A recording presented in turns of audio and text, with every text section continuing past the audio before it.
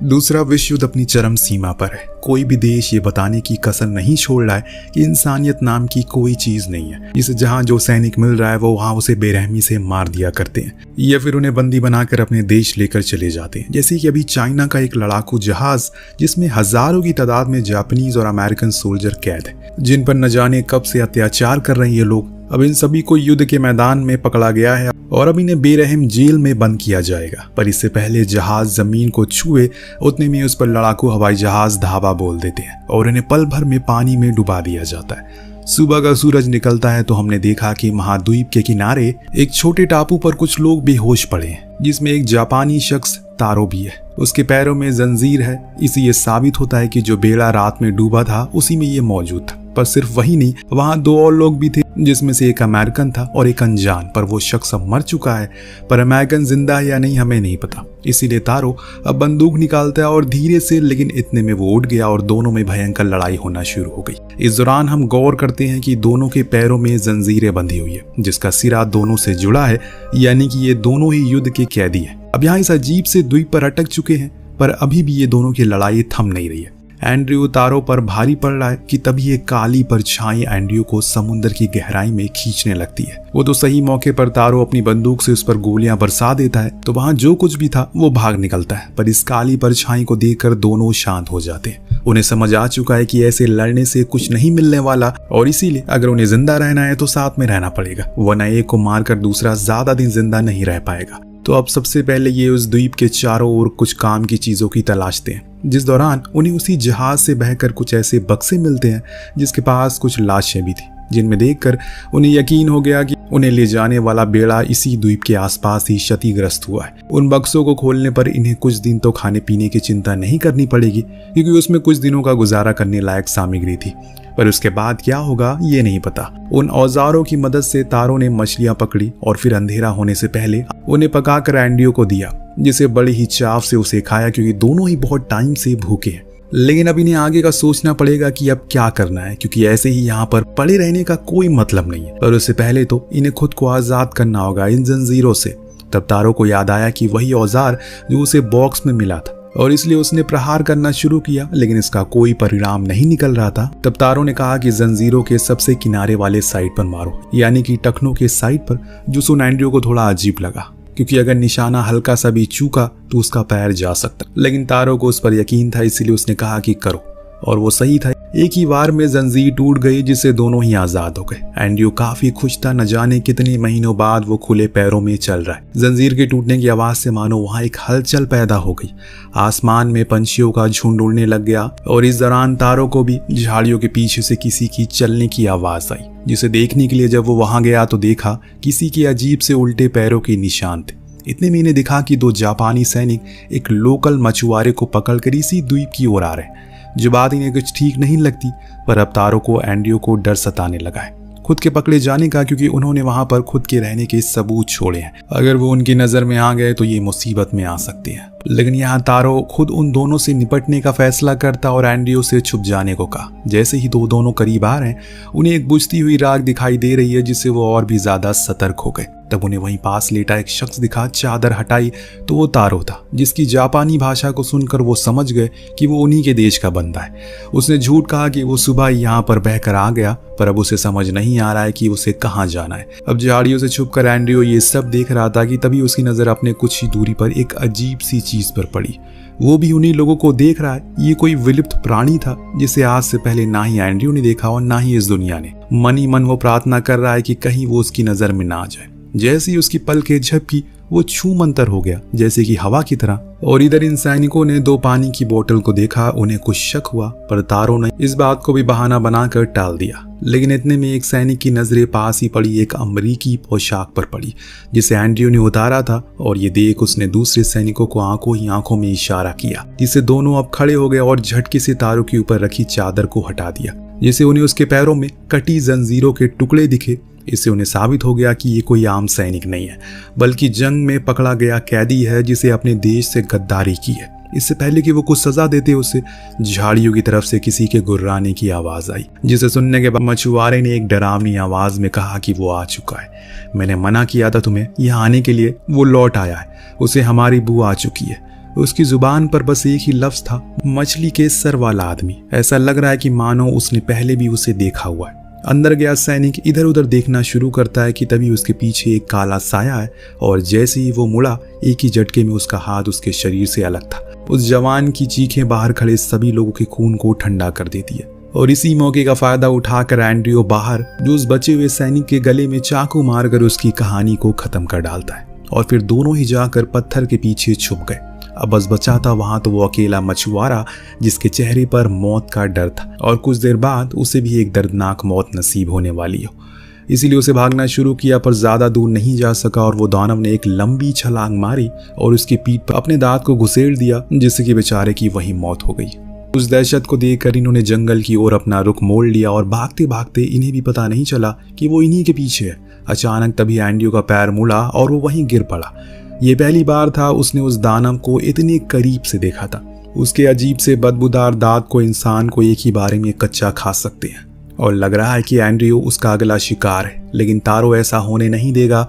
उसने उस पर वार करके उसे पीछे कर दिया और एंड्रयू को लेकर फिर से भागना शुरू किया। भागते भागते इन दोनों को पता ही नहीं चल पाया कि कब ये एक दूसरे से अलग हो गए और जा गिरे एक गहरी खाई में।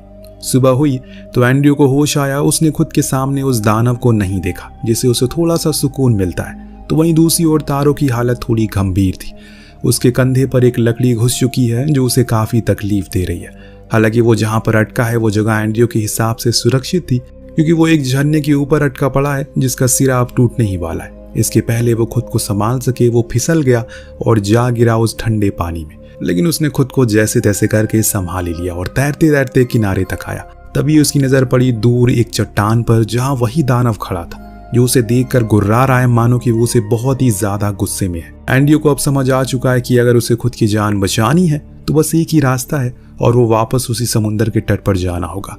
इसीलिए वो नदी के विपरीत चलना शुरू करता है, पर वो पहले से ही थका हुआ है। ऊपर से उसका शरीर भीगा हुआ है, जिससे उसके जोड़ों में दर्द होना शुरू हो जाता है। लेकिन उसने हार नहीं मानी और वो चलता गया। काफी दूर आ जाने के बाद थोड़ा रुक वो आराम करने का फैसला करता है, लेकिन जब उसने खुद की गर्दन को दाईं ओर घुमाया तो वहां एक विशाल नर मगरमच्छ बैठा था, जिससे उसकी सांसें अटक गई। एंड्रयू पूरी तरह से कांप रहा है, लेकिन अगर उसने हल्की सी भी हरकत की तो अगला क्षण उसके मुंह में होगा वो, और इसीलिए उसने धैर्य से काम किया। जिससे हुआ ये तो मगरमच्छ ने उसकी तरफ तवज्जो नहीं दिया और चुपचाप पानी में चला गया। उसने पहाड़ी रास्ते को चुन लिया तो वहीं उसे जल्दी किनारे तक लेकर जाएगा। इस दौरान उसे फिर से वही दानव दिखा जो नदी किनारे बैठकर खुद के घावों को साफ कर रहा है। तभी एक मगरमच्छ पानी से निकला और उसे अंदर खींच ले गया।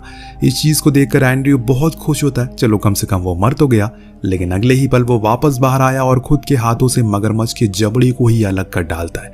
अब ये देख उसकी सांसें फूल गई कि सच में ये बहुत ही ज्यादा खतरनाक है। इसीलिए उसने अपनी गति को और तेज कर दिया। वहीं दूसरी तरफ तारो लंगड़ाते हुए नदी के रास्ते आगे बढ़ रहा है कि उस दौरान उसके हाथ उसी की तलवार लग गई, जो उसके लिए काफी अच्छी चीज है। लेकिन सिर्फ यही नहीं, आगे जाने पर उसकी नजर एक लाश पर भी पड़ी जो पेड़ से लटकी हुई है। जैसे ही वो उसके करीब गया वो एक गड्ढे में गिर गया, जहाँ कुछ ऐसा था जिससे उसकी आंखें फट जाती है। जहाँ उसकी आंखें फटी की फटी रह गई। उसी दानव का बेटा था वहां पर, लेकिन मरा हुआ।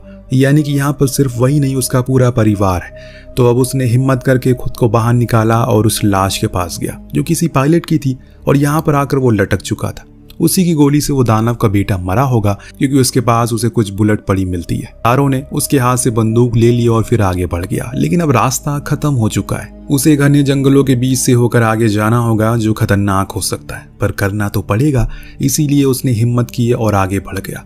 थोड़ी दूर जाने के बाद उसे वो क्रैश फाइटर जेट भी मिला, उसी पायलट का। धीरे धीरे दिन ढलने लगा, यानी कि खतरे की घंटी आज बजने वाली है, क्योंकि जितना अंधेरा उतना ज्यादा जान का खतरा। अब भटकते भटकते एंड्रयू उसी क्रैश प्लेन के पास पहुंच गया, पर वो वहां से आगे नहीं बढ़ा, क्योंकि उसे एक आइडिया आया है क्यों ना इसी प्लेन की धातु से नुकीले हथियार बनाए जाए। तो उसी काम में वो लग गया और कुछ देर बाद उसे एक नुकीला भाला बनाकर तैयार भी कर लिया, जिसे वो खुद की रक्षा कर सकता है। इधर कॉकपिट में मौजूद कुछ और सामान भी उसके हाथ लग गया, लेकिन सबसे अहम चीज थी वो प्लेन के नीचे लगी एक एक्टिव मिसाइल, जिसे उसके दिमाग की घंटी और बजती है। इतने में उसके पीछे कोई आता है और दिखता है असल में ये तो तारो था, जिसने उसे देख लिया और दोनों एक बारी फिर से साथ आ जाते हैं। उसने बताया कि आगे एक गुफा है जहाँ कुछ अजीब सी चीजें देखी उसने। तो दोनों उस गुफा के अंदर जाते हैं जहाँ पर एक विशाल अंडा लटक रहा था जो उसी दानव का था। एंड्रयू ने तुरंत कहा कि इसे यहीं पर फोड़ कर खत्म कर दो, वरना ये आगे बढ़ते रहेंगे और लोगों को मारते रहेंगे। पर तारो का कहना था अगर उन्होंने ऐसा किया तो वो और गुस्से में आ जाएगा जो हमारे लिए खतरनाक हो सकता है। तो एंड्रयू के दिमाग में एक आइडिया आता है, क्यों ना वो उस मिसाइल की मदद से घोंसले के साथ उस दानव को भी मार डाले। तारो मान गया। फिर दोनों ने बड़ी ही मुश्किल से उस मिसाइल को प्लेन से अलग किया और उस गुफा के करीब लाए। पर अब एक और नई मुसीबत खड़ी हो गई है। मिसाइल का टाइमर अटक जिसे अब किसी औजार से ही ठीक किया जा सकता है, लेकिन इनके पास ऐसा कोई औजार है ही नहीं। तभी एंड्रयू को याद आया कि वो कुल्हाड़ी जो कॉकपिट में मौजूद थी, इसीलिए वो फौरन भागती हुई गया और उसे लेकर आया। लेकिन अब वो जंग खा चुकी है जिसके कारण अब उसका बाहर आना नामुमकिन लग रहा है। इधर गुफा में अब वो दानव वापस आ चुका है। अकेला तारो उसे लड़ने के लिए तैयार था क्योंकि अभी भी एंड्रयू से वो कुल्हाड़ी बाहर नहीं निकल रही है। अकेला तारो उसके लिए काफी नहीं है, जिसके कारण वो उसे बड़ी ही बुरी तरह से उठाकर पटक रहा है। इतने में अचानक से एंड्रयू वो कुल्हाड़ी बाहर लाया और फिर उसने उसी पर उसे कई वार किए।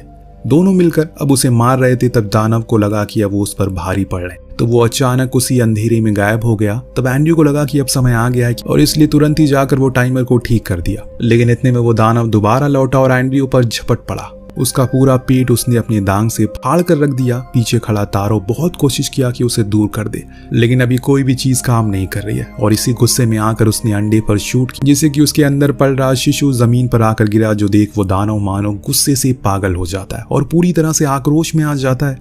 वो इस बीच एंड्रयू को भी एहसास हो गया कि उसका समय अब आ चुका है। उसने तारो को जाने को कहा पर वो मान ही नहीं रहा है। वो उसे अकेले ऐसे छोड़कर कैसे जा सकता है, पर वो क्या करे, जाना तो उसे पड़ेगा। इसीलिए वो बाहर आ गया और कुछ ही पल बाद गुफा में एक भयानक धमाका हुआ और सब कुछ खत्म हो गया उसी आग। धीमी कदमों के साथ अब वो किनारे की ओर जाने लगा, लेकिन तभी एक ऐसी चीज हमें जानने को मिली जो किसी भी होश उड़ा देती है। वो दानव अभी भी जिंदा था। जी हाँ, उस भीषण धमाके से भी उसे कुछ खास नुकसान नहीं पहुंचा। लेकिन अब तारो ने ठान लिया, या तो हार या तो पार। उसने वो अपनी समुराई तलवार निकाली जिससे वो उसके सामने आया और छुप कर उस पर कई वार किए। हालांकि इसमें वो बुरी तरह से घायल होता है, लेकिन उसने उस दानव को उसके घुटनों पर ला दिया और जान से नहीं मारा, क्योंकि उसे ये सच्चाई पता थी कि वो जिसे मार रहा है उसी का ये घर है और हम सभी बाहरी लोग हैं जो उसके घर को तबाह कर रहे हैं। इसीलिए वो उसे वैसे ही छोड़कर वहां से चला गया और फ्लेयर चलाने के बाद वहीं बेहोश हो गया। जब उसकी आंख खुली तो वो एक अमेरिकन नेवी के जहाज पर था और उन्हें उसके पास एंड्रयू की अमेरिकन आर्मी की बैलेट मिली, जिसे वो काफी गंभीरता से देखती हैं और पूछते हैं कि असल में उसके साथ क्या हुआ। तो तारो ने बाहर देखा और खुद की कहानी को सुनाना शुरू कर दिया। उन दिनों की याद में खो गया जब उसके दोस्त एंड्रयू ने खुद कुर्बानी दी ताकि वो जिंदा रह सके। और अंत में हम उसी दानव को उस टापू पर देखते हैं जो कि अब अपने अगले शिकार की फिराक में बैठा है और कहानी इसी दृश्य के साथ खत्म हो जाती है। आपको कहानी कैसी लगी हमें कमेंट करके जरूर बताएगा। मिलते हैं अगले वीडियो में। Thank you so much watching. Peace out.